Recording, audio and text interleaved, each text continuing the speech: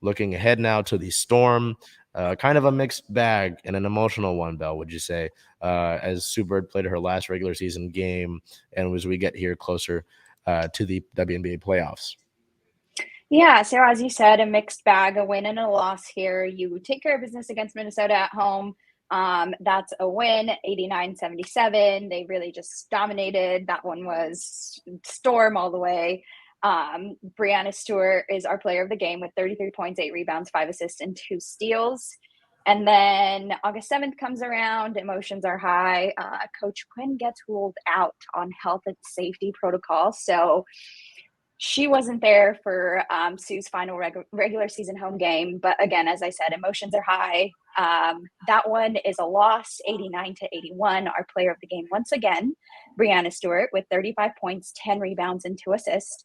That's her second 30-point game. That's a back-to-back 30-point game. The last person to have done that, Charles, Lauren Jackson. So, Wow. Yeah. That is elite company there with that list. So again, it was super emotional. I think almost everybody in the arena had some smell of some onions going on, except for Sue, who like completely held her composure, it felt like. And in her speech that she didn't know she was giving until the night before, at the end of the game, humor, smile, just like showed no inch of sadness. So it was interesting to see how she approaches just situations like that. But yeah, it was a tough one. Yeah, I mean, we look at it, Vegas is probably the best team in the league on its own. So difficult to have to go up against that, but as you mentioned, it was obviously an emotional game, but hoping that isn't the last time we see her playing on a home court. Yes. With playoffs coming up, but the road ahead doesn't get much easier, especially with, hoping that Coach Quinn isn't out for too long, as you mentioned. Hopefully getting Mercedes Russell back for playoffs. It's not an easy road. Yeah, you're vying for that home court advantage, and you have to go through the Aces once again, who took care of business here, and it seemed like responded to every single shot that Brianna Stewart had in the fourth, because she really did try to take over there in the fourth. But Chelsea Gray she also came in the fourth and took care of business for the Aces. Asia mentioned how they just held their composure, and that's what they wanted to do throughout the whole game, and it worked for them. So yeah, tough loss. Sue mentioned that not only did she lose her last game here playing for the Storm, but she also lost her first ever game in her rookie season. So she said maybe it's a sign of good fortune for the future. Again, very positive outlook on the situation. Moving on here, as you said, injury report, Mercedes Russell, we're hoping to have her back for the playoffs, but for now she's out for the season. And on August 3rd, it was also reported, Steph Talbot left the game. She turned her ankle coming down from a shot and landed on somebody else's ankle and just turned it. Head coach Noel Quinn stated that Talbot did turn her ankle pretty bad, but did tell Coach Quinn that she would be ready for Sunday. So Sunday came around, she was probable. She did play, I believe, a few minutes. I can't remember how much. And then, of course, Coach Quinn was out on health and safety. So not an easy game for the Storm to play the number one team in the Western Conference, who, again, you're battling for that home court advantage in the playoffs. And just all the games moving forward are going to affect your overall standing. So it's a tough road ahead. But we'll move on to some more team notes here. On August 7th, Seattle Mayor Herald declares August 7th as Sue Bird Day. Congrats to her. She obviously deserves it. That was her last regular season game, at Climate Pledge Arena. Sue Bird set a new example for what it means to be an athlete and a leader, becoming a fixture not just in the record books, but also in our communities, is what Mayor Herald had to say about her. Also adding that Sue's talent, work ethic, and commitment to teamwork inspire so many Seattle neighbors and fans across the country and globe. She exemplifies a dedication to excellence and partnership that we strive to build in One Seattle. Congratulations to Sue on a fantastic career. Good luck in these final games with the playoffs on the horizon, and go Storm.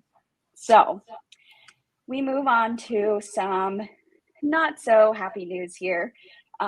We have somewhat of a Brittney Griner update, and I know you guys have probably been hearing this from other people as well, as it's everywhere, and it should be. Brittney Griner was sentenced to 9 years of jail time. She's also fined 1 million.